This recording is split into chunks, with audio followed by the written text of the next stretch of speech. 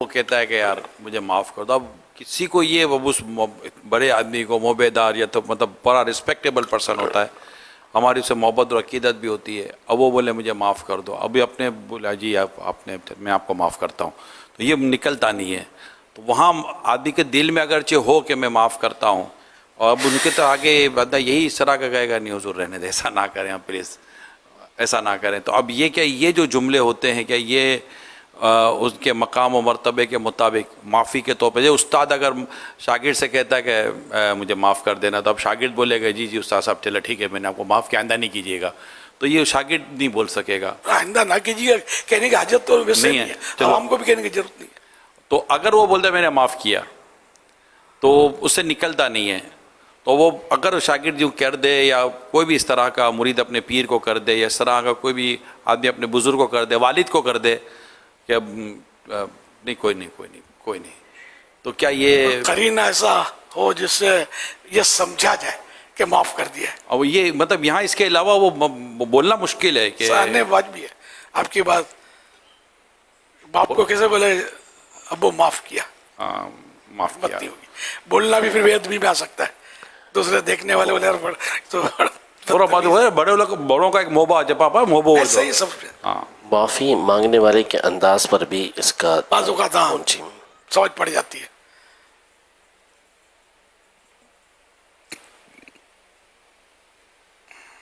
Generally اگر کوئی یوں کہتا ہے جیسے آپس میں جو ہوتے ہیں چلے ہم اثر ہیں یا برابر کوئی اس طرح کا ہے, زیادہ فرق نہیں ہے, تو وہ معافی مانگتا ہے تو تھوڑا سا یوں ہوتا ہے کہ نہیں چلے کوئی بات نہیں. سڑک پر چلتے چلتے ہم جنرل بات کریں, کوئی گاڑی لگ جاتی ہے, کوئی موٹر سائیکل لگ جاتی ہے, کسی کو دھکا لگ جاتا ہے, یا معاف کیجیے گا نہیں کوئی بات نہیں, تو کیا یہ کوئی بات بھی یہ ہے نہیں کہ ٹھیک ہے معاف کر دی, قرینہ تو معافی کا لگ رہا ہے. جی ہاں, بلکہ وہ یہ یوں کہنا چاہتا ہے کہ مجھے برا ہی لگا نہیں تو معاف کیا کروں. تو بعض وقت نہیں لگتا برا, واقعی بھیڑ میں دھکے لگ جاتے ہیں تو وہ برا عام طور پہ نہیں لگتا. آدمی کیا کرے, ہوا میں اڑے, یہ سارے ہوا میں اڑے گے تو پھر ٹکرا جائیں گے, یہ اس کا حل ہی نہیں ہے نا کوئی. بھیڑ میں تو اپنی ارادے سے ایسی بھیڑ میں گھسے نہیں کہ جہاں اپنی وجہ سے لوگوں کو تکلیف ہو, لیکن اب خود بھیڑ میں پھنس گیا کیا کرے. طواف میں کیا کرے, طواف تو کرنا ہی کرنا ہے, طواف میں تو ایک دوسرے کو دھکے لگ ہی رہے ہوتے ہیں.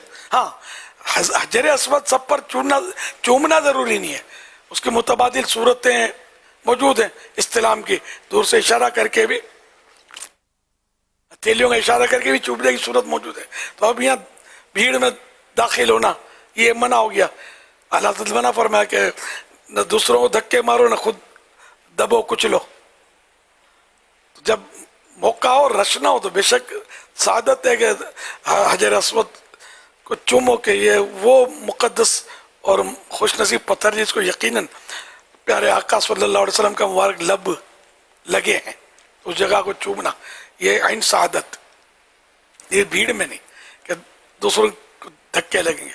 اس طرح کعبہ شریف کے دروازہ کھلے, باہر ارشاد میں لکھا ہے, اور لوگ پہلے وہ دوڑتے ہوں گے, اب تو نہیں کھلتا, اب تو وی آئی پیز جو ہوتے ہیں, وی آئی پی بھی وی وی وی وی وی کتنے وی لگیں گے تو پھر وہ بادشاہوں اور وزیروں کے لیے کھلتا ہوتا ہے. ہم غریب تو اس وقت دیکھ بھی نہیں سکتے, اتنی سیکورٹی لگ جائے گی شاید.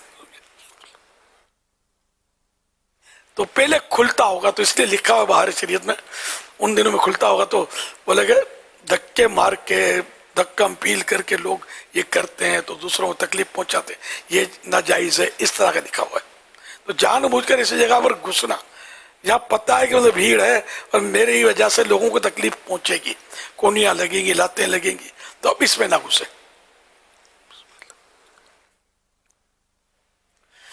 یوں طواف میں بھی بھیڑ ہوتی ہے, لیکن طواف تو ایک عبادت ہے, اور فرض طواف بھی ہوتا ہے, طواف زیارہ تو حج کا رکن ہے, تو وہ لاکھ بھیڑ ہو کرنا تو ہے نا. صحیح میں بھی رش ہوتا ہے صفا مروہ میں, تو اس میں بھی بعض اوقات یہ دھکم پیل ہو جاتی ہے. تو یہ بعض اوقات ایسی دھکم پیل ہوتی ہے جس سے عام طور پہ لوگ برا نہیں مانتے. کون کس کو بولے کہ اگر تجھے پیچھے سے دھکا تو تیرا دھکا کسی اور کو جا رہا ہے, وہ آگے ڈیلیور کر رہا ہے, تو یوں آپس میں شیئر کر رہے ہوتے ہیں धक्कों के। अब कोई जानबूझकर कोनियां मारे और धक्के ले और घूरे तो वो उसके गुनाह की सूरतें भी अलग अलग बन सकती हैं।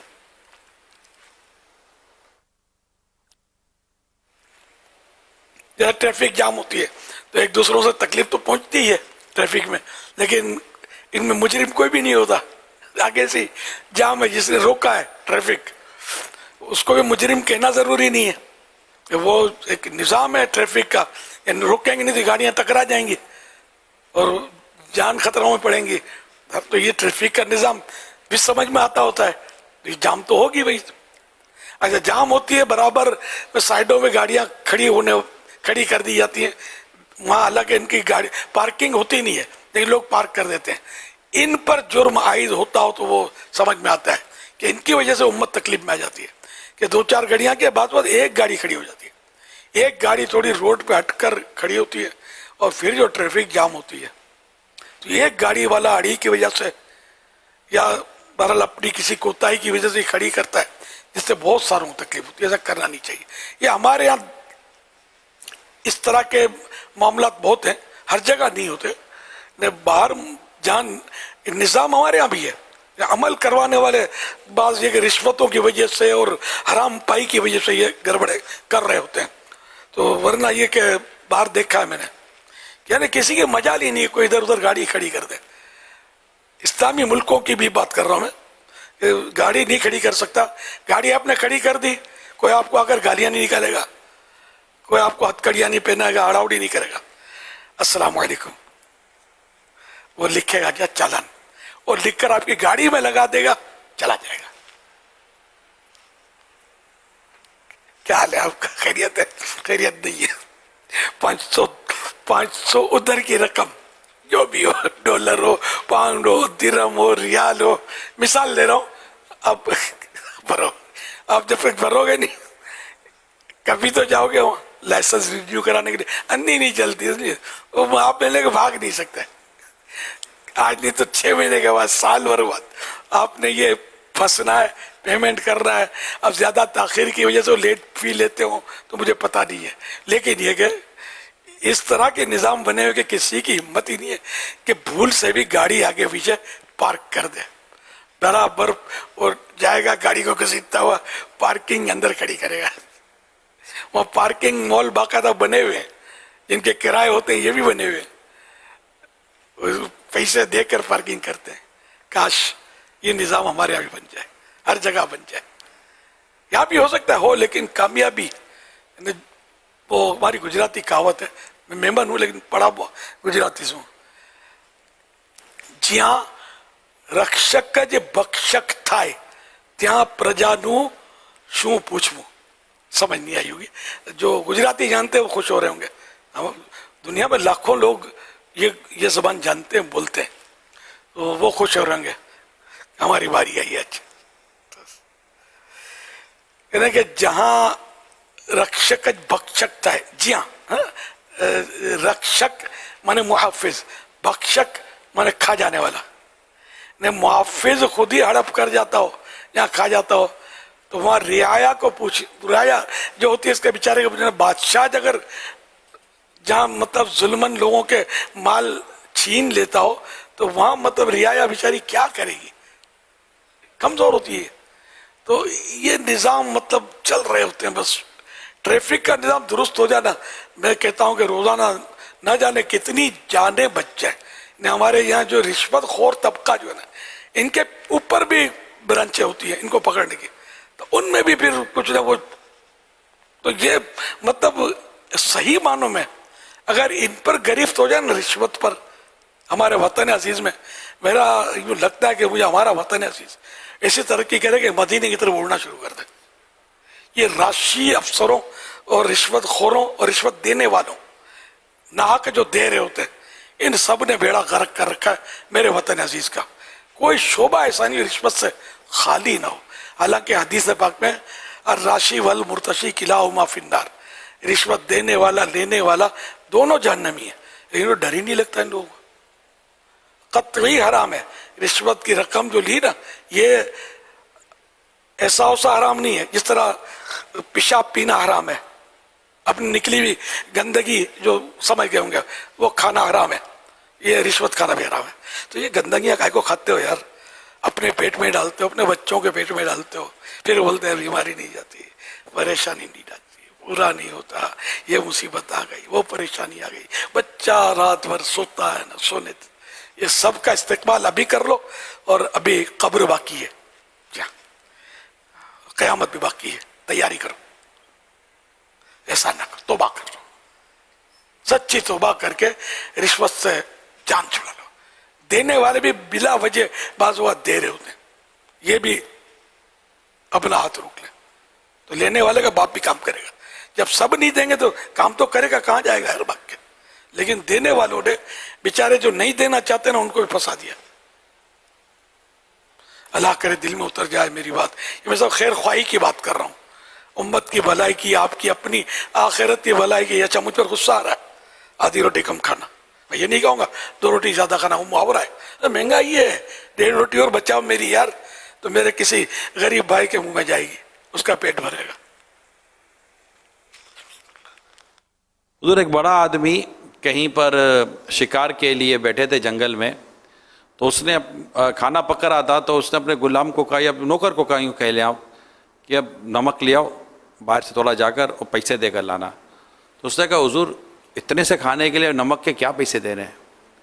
تو اس نے کہا کہ اسی طرح ظلم بڑھے ہیں کہ پہلے اتنے سے نمک کے پیسے نہیں دیے جاتے تھے، تو جب بڑے لوگ کسی کا سیب کھا لینا ظلمن تو اس کے نیچے والے اس کا پورے کا پورا پیر اکھاڑ کر لے جاتے ہیں.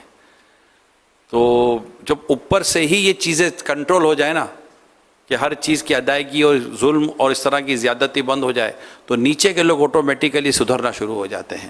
سبحان اللہ. کئی افسران سے ہوتے ہیں جی ہاں، ماشاءاللہ، رشوتیں نہیں لیں گے، وہ ناانصافی نہیں کریں گے، اور مجرم بھی سرتاپا کانپے گا اس کے ہاتھ میں جانے سے. اور ان کے ٹرانسفر بھی یہاں انصاف ہے، میری خیر نہیں ہے. ان کے ٹرانسفر تھوڑے جلدی ہو جاتے ہیں، بیچارے ٹک نہیں پاتے سنیں سیٹوں پر ایسے لوگ.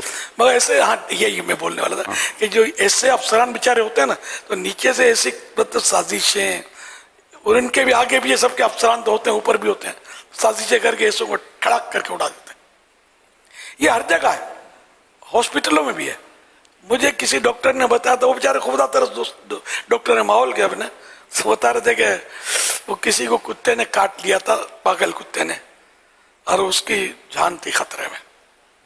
اور مجھے پتا تھا کہ انجیکشن ہیں، مطلب ڈونیشن میں آئے ہوئے ہیں. تو میں نے کہا، یا کسی نے کہا کہ اس کو وہ انجیکشن لگانے، تو اس نے آگے کال کی ہوگی، بولا آگے سے صاحب منع کرتے ہیں، انجیکشن ہے اس کو بھی پتا تھا، صاحب منع کرتے ہیں کہ اس کو نہیں لگانا ہے. وہ تڑپ تڑپ کا مر رہا ہے، کتے کاٹا ہوا، پاگل کتے کا کاٹا ہوا جو تکلیف میں ہوتا ہے نا، اللہ پاک مجھے نا دشمن کو بھی اس سے پالا نہ پڑے. پاگل کتے کاٹا ایسا ہوتا ہے. تو نہیں دیا اس کو انجیکشن، حالانکہ ڈونیشن ہڑپ کر جاتے، آپس میں یہ مل بانٹ کے کھا لیتے. جو ڈونیشن بیچارے نیک دل لوگ پہنچاتے ہیں، ان کو پتہ نہیں کہ ان کی ڈونیشن کا حشر کیا ہوتا ہے. ہر جگہ ایسا نہیں ہوتا، لیکن ایک واقعہ میں نے آپ کو سنا ہے. اسی طرح کے واقعات سے شاید بعض اسپتالوں کی تاریخ بھری پڑی ہوگی. تو جتنا ہو سکے علاج جو ہے نا، یا تو ایسے ادارے سے کرے جس سے دل مطمئن ہو کہ یہ بھائی میری دوائیں، میری رقم درست جگہ پر لگائے گا، یا خود اپنے طور پر کسی مریض کو جانتا ہے، اس کو وہ دوائیں پہنچا دے، علاج اس کا کروا دے، اور دل مطمئن ہو، ایسا کرے. باقی اس کو سونپ دیا، اس کو اٹھا کے دے دیا، جیسا کہ ہو رہا ہے، تو پھر ہے بہت حالات بہت خراب ہے. ایک بیچارے کا واقعہ مجھے اچھی طرح یاد ہے، بڑا ترس آتا تھا مجھے کہ وہ بولا میری ماں کو کینسر ہے اور 50,000 روپے کا ایک انجیکشن لگتا ہے. یہ کچھ سال پرانی بات ہے. بولا وہ روز جاتی ہے فلاں ہاسپٹل پر، گورنمنٹ کے ہاسپٹل تھی، جاتی ہے بیٹھ کر واپس آ جاتی ہے، نہیں لگا دیتے انجیکشن اس کو. حالانکہ ڈونیشن کے ہوتے ہیں انجیکشن، بہت کچھ ہوتا ہے. تو وہ بھی سورسوں سے لگتے ہوں گے یا پیسوں سے لگتے ہوں گے، خدا جانے کہاں رکے گی یہ قوم. بس یہ کہ کہیں ہم پر قہر نازل نہ ہو جائے. طرح طرح کی آفتیں بلائی آ ہی رہی نا. کبھی سیلاب آ رہے ہیں, کبھی ہواؤں کے جھکڑ چل رہے ہیں, بارشوں کی مقدار بڑھ گئی, کتنی تباہیاں. پھر آپ بولو کہ ایک کی وجہ سے دوسرے کو, تو یہ اجتماعی, یعنی یوں اجتماعی عذاب اب نہیں آئے گا جیسے پہلے آتا تھا, لیکن یعنی کہ ایک مخصوص طبقے میں تکلیفیں آ جاتی ہیں. تو یہ ہوتا ہے, ایک کے ظلم کی وجہ سے دوسرے کو تکلیف پہنچتی ہے. میں بتاتا ہوں آپ کو, جیسے کہ میراث میں لکھا ہے کہ ظلم کی وجہ سے نہ بندہ بندے پر ظلم کر رہا ہے, گھونسلے میں بٹیریں مر جاتی ہیں, بٹیر پرندہ نام سنا ہوگا آپ نے, یہ مر جاتی ہیں. تو ان کے ظلم کی وجہ سے ان بٹیروں کا یہ حال ہوا. تو ظالم کو یہاں پکڑ نہیں بھی ہوئی نا بظاہر, تو اس کو ڈھیل ملی ہے. یہ مطلب نہیں ہے کہ اب یہ موج کرے, نہ, جن دن اس پر آئی تو اس کو دنیا کوئی طاقت بچا نہیں سکے گی. موت آنا یہ آفت نہیں ہے, موت تو سب کو آئے گی. بری موت یہ آفت ہے. ایمان پر خاتمہ نہ ہونا سب سے بڑی آفت ہے. یا بغیر توبہ کے مر جانا گناہ کرتے کرتے, چھوٹی آفت یہ بھی نہیں ہے, آفت ہے. تو یوں بھی یا کوئی ایسا مرض مہلک اس کو لاگو پڑ گیا جس سے ابھی کسی کام کا نہ رہا, نہ پانی اترتا, نہ غذا اترتی ہے, نہ بول پاتا ہے. یہ بھی ہر صورت میں یہ نہیں کہیں گے کہ یہ سزا ہے.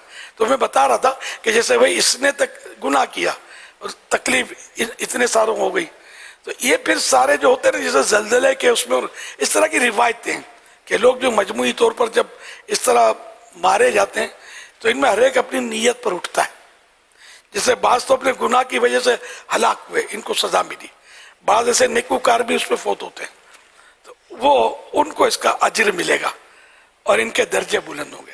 موت تو برحق ہے, مرنا سب کو ہی ہے. تو یوں جو اچھے لوگ بھی اس میں مبتلا ہو جاتے ہیں تو بعض صورتوں میں ان کے درجے بلند اور ان کے فوائد ہیں, بعض صورتوں میں ان کو بھی سزا ہوتی ہے. جی ہاں, کہ یہ مطلب یا شیخ اپنی اپنی دیکھ والے ہوتے ہیں, دوسرے خود گناہ سے بچتے ہیں لیکن کو طاقت ہونے کے باوجود یہ گناہ سے نہیں روکتے.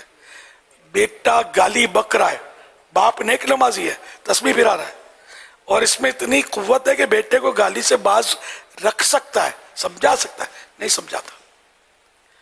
بیٹا گناہ بھرا چینل دیکھ کر ڈرامہ دیکھ رہا ہے, ڈانس دیکھ رہا ہے, باپ نہیں دیکھتا, شریف آدمی نیک آدمی ہے, نہیں دیکھتا. کبھی بیٹا دیکھتا, اس کا دل میں درد ہوا کبھی باپ کو؟ اچھا بیٹا مانتا نہیں ہے, کبھی دل میں برا لگا آپ کو کہ یار یہ گناہ کا کام ہو رہا ہے؟ کیونکہ 3 درجے ہیں نا, یا تو ہاتھ سے روکے, ہاتھ سے روکنا حاکم کا کام, زبان سے روکے علماء کا کام, عوام کا کام یہ دل سے برا جانے. تو باپ بہرحال ایک طرح کا حاکم تو اپنی اولاد پر ہوتا ہے, تو اختیارات تو ہوتے ہیں کچھ نہ کچھ, لیکن یہ وہ حاکم نہیں جو کوڑے مارے گا یا پھانسی دے دے گا. لیکن یہ کہ باپ اولاد کو روک تو سکتا ہے نا, سمجھا تو سکتا ہے نا.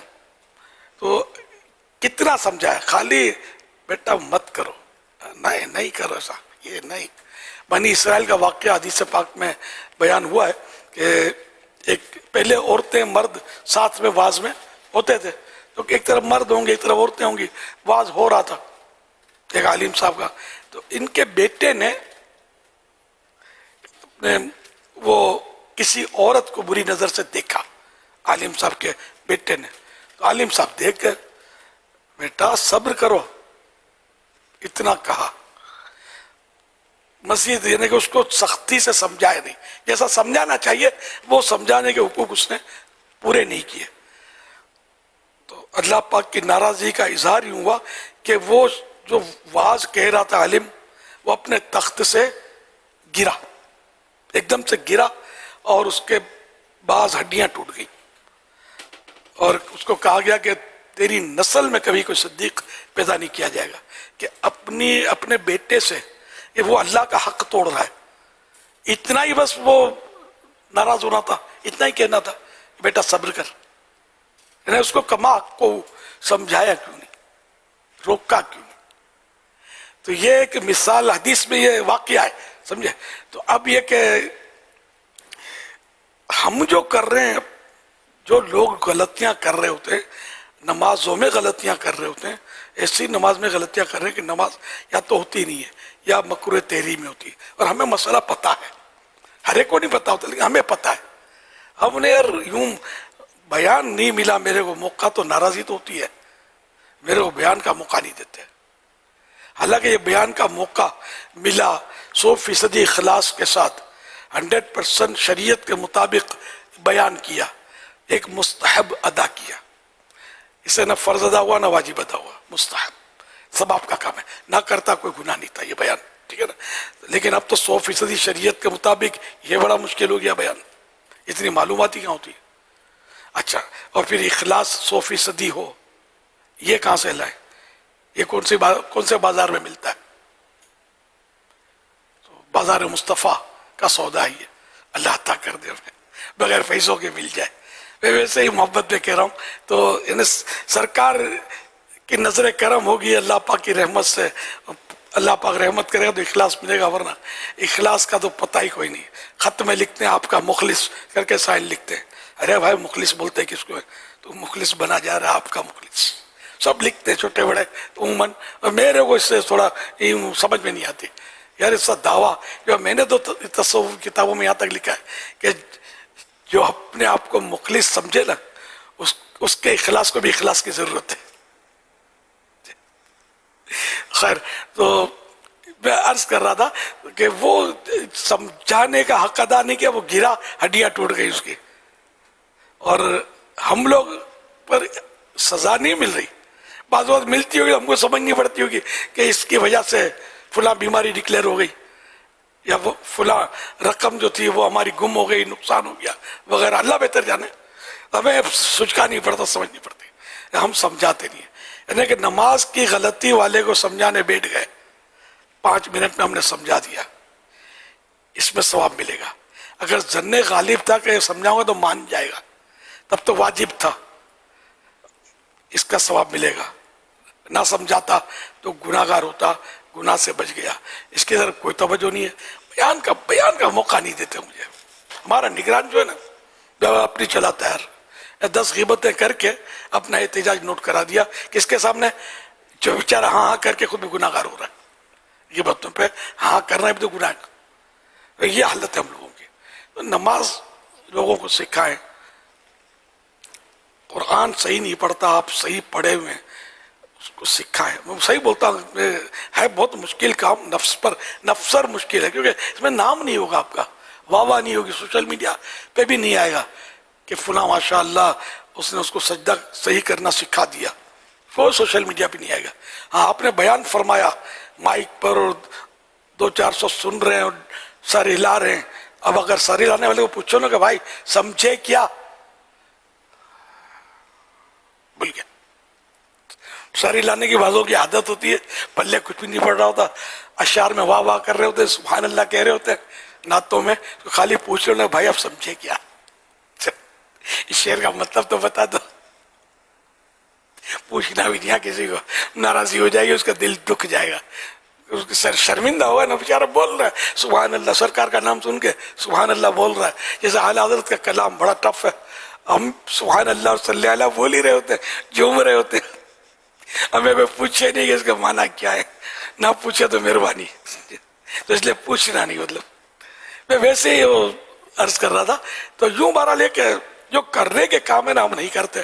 اگر ایک فرد دوسرے فرد کی اصلاح شروع کر دے نا, یہ معاشرہ جو ہے نا مدینہ ہو جائے. لیکن کوئی کسی کی نہیں کرتا, پانجی کرو تو سنجیدی ہے, یا شیخ اپنی اپنی دیکھ, مائک سب کو چاہیے, سوشل میڈیا پر لے کر بیٹھے ہوں گے اپنے بیانات, خطابات, یہ بن رہی ہے وہ بن رہی ہے, ادھر وائرل ہو رہی ہے, یہ شو پیس آیا تو یوں کھڑے ہو گئے بنانے کے لیے, ادھر کوئی گھنا درخت آ گیا تو یوں کھڑے ہو گئے بنانے کے لیے, وہ آگے بڑھا دیا. اللہ کے بندے کسی کی نظر لگ گئی نا, بیڑا پار ہوتے ہوتے کہیں گرک نہ ہو جائے. یہ نظر کے مواقع تو ہی ہے, شو پیس, تھوڑا اچھے لباس پہن کر, تھوڑا ٹپ ٹاپ کر کے, کنگا ونگا کر کے, داڑھی تو ہوتی نہیں عام طور پہ, کچھ بھی ٹپ ٹاپ کر کے جو یہ بناتے ہوتے نا اپنے ایک سے ایک پوز وائرل کر رہے ہوتے ہیں, نظر تو لگ سکتی ہے. ٹک ٹاک خطرہ ہے نظر لگنے کا. اور جو آپ کو تکلیف اور پریشانی ہے نا, یہ آپ کو سمجھ نہیں پڑتی. آپ سوشل میڈیا کو طلاق دے دو, 1 2 3 کر دو, ہو سکتا ہے آپ صحت مند ہو جائیں. اگر ایسا کر رہے ہیں تو اب مجھے بیان کرنا ہے, تو میں نے بھی وہ تیاری کرنی ہے اچھی طرح، نعت شریف پڑھنی ہے، تو مہندی لگاتا ہوں تو لال کروں گا، اور کوئی لگاتا ہوں تو اس رنگ کا کلر کروں گا، اور ٹھیک ٹھاک کر کے مطلب و ترکیب سے میں نعت پڑھنے آؤں گا. اچھا یہ کیوں میں نے کیا؟ اچھا ماشاءاللہ نعت شریف کی تعظیم کے لیے. واقعی میلاد کی محفل کے لیے تو نہانا بھی مستحب ہے، غسل کرے مستحب ہے. محفل ذکر کے لیے اجتماع میں جانا ہے، مدنی مذاکرے میں رہا ہے، تو اگر اس نیت سے اس کی تعظیم کے لیے تو غسل کرے گا، ثواب کا حقدار ہوگا. وضو کرے، غسل کرے بے شک، لیکن آپ کاہے کے لیے کر رہے ہیں؟ سچ بول دوں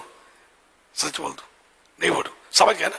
اسکرین پر لوگ مجھے دیکھ رہے ہیں، اس لیے ہم جو ٹپ ٹاپ کرتے ہیں لوگوں کو دکھانے کے لیے، اور جو چپ چاپ غسل کر کے آگے بیٹھا ہوا ہے نا، وہ کسی کو بتایا بھی نہیں، اور نیت بھی کری تھی، اس نے کس کے لیے کیا؟ اللہ کے لیے.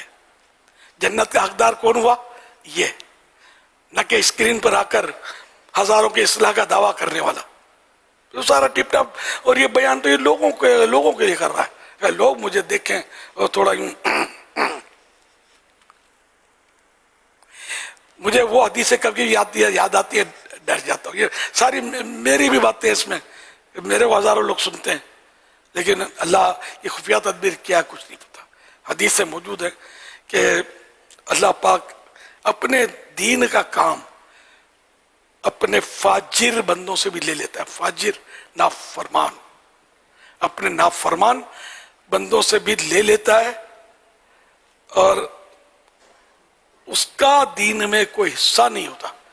جو کیا عوام سدھر گئے، کوئی نمازی بن گیا، کوئی سنت و پابند بن گیا، ڈاکو جو تھا وہ امام بن گیا، ایسا شریف ہو گیا آگے بڑھ کے سیکھا کرا اور امام بن گیا. یہ سب کچھ ہوا اس کے بیان سے، اس کا کوئی حصہ نہیں ہے. یہ نافرمان ہے. کتنی ڈرانے والی بات ہے. کوئی کبھی نہ پھولے کہ میں اس کو ماحول میں لایا ہوں، میری وجہ سے یہ سدھرا ہے. درس نظامی کے لیے میں نے داخل کیا تھا، ابھی علامہ بنا پھرتا ہے، میرے سلام کا جواب بھی نہیں دیتا. اس کو پوچھو تیرے کو لایا کون تھا؟ تو گلی میں پھدک رہا تھا، کدکڑے لگا رہا تھا، پکڑ کے میں نے تو جامعۃ المدینہ میں داخل کروایا تھا. معاذ اللہ. تو اس طرح کی سوچیں نہیں ہونی چاہیے کہ جو ہوا، جس کی اصلاح کا سامان ہوا، کوئی نمازی بنا میرے بیان سے، نیکی پر آیا، یا درس نظامی سے مشرف ہوا، جو بھی کیا یہ کس نے کیا؟ میرے رب نے کیا، اور مجھے اس کا سبب بنایا، یہ اس کا کرم ہوا. آدمی ڈرتا رہے کہ حقیقت میں تو کوئی ایسا آلہ نہ میرے پاس ہے نہ آپ کے پاس ہے جس سے میں یہ دیکھ سکوں کہ یہ اللہ کی بارگاہ میں پسند ہوا کہ نہیں ہوا، میرا یہ عمل کام آیا کہ نہیں آیا. اللہ کی بارگاہ میں یہ مطلب میرا عمل پاس ہوا یا نہیں ہوا. پاس ہوگا تو کام آئے گا، ورنہ کام کہاں سے آئے گا.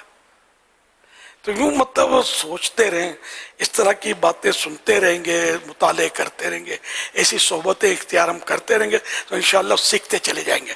اور یہ سیکھنے والی باتیں، اور یہ ہر صورت میں ہر کتاب میں ایک جگہ پر نہیں ملتی. یہ الگ الگ مقامات میں اس طرح کی باتیں ہوتی ہیں جو کثیر مطالعہ آدمی کرے، اللہ کی توفیق اس کے شامل حال ہو تو اس طرح کی باتیں، اس سے باتیں سننے، سمجھنے، سمجھانے کا ذہن بندے کا بنتا ہے. تو اللہ ہم سب کو توفیق دے، اللہ کرے دل میں اتر جائے میری بات، ہم مخلص بن جائیں. مانا کہ ضرورتیں ضروری ہیں زندگی کے لیے، پر یا رسول اللہ آپ سے ضروری تو زندگی بھی نہیں. گناہگار ہوں، بد کردار ہوں، سیاہ کار ہوں، خواہ کچھ دوں، یا رسول اللہ آپ کی امت سے ہوں اور آپ کی سفارش دے کر مرنے لگا ہوں. مجھے امید ہے آپ میری سفارش کروائیں گے، مجھے بخش پائیں گے.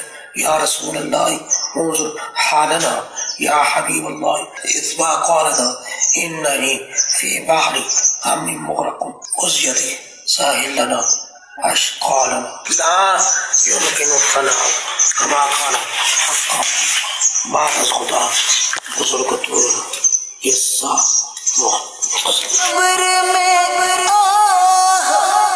گھپ اندھیرا ہے، فضل سے کر دے چاندنا یا رب. 5 مئی کو طیب جاوید جن کے والد صاحب ہمارے ساتھ جاوید اقبال صاحب موجود ہیں، ان کی طبیعت خراب ہوئی. جو ویڈیو آپ نے ملاحظہ فرمائی وہ اس وقت کی ہے کہ جب ان کی طبیعت خراب ہوئی اور وہ کلمات ادا کرتے ہوئے زمین کے اوپر تشریف لے. اس کے بعد ان کو ہاسپٹل لے جایا گیا، طبیعت ان کی سنبھل نہ سکی اور آپ کی وفات ہو گئی. طیب جاوید صاحب ایک نہایت ہی شریف انسان تھے، قاری بھی تھے اور ساتھ عالم دین تھے، دعوت اسلامی کے مدرسۃ المدینہ کے مدرس بھی تھے، اور الحمدللہ امیر علیہ سنت سے یہ مرید بھی تھے، اور ہر سال آپ مصلی بھی سنایا کرتے تھے. آپ بندے نے مانگا ہے، میرے بچے کی موت بہت اچھی ہے، اللہ پاک ان کے درجات کو بلند فرمائے.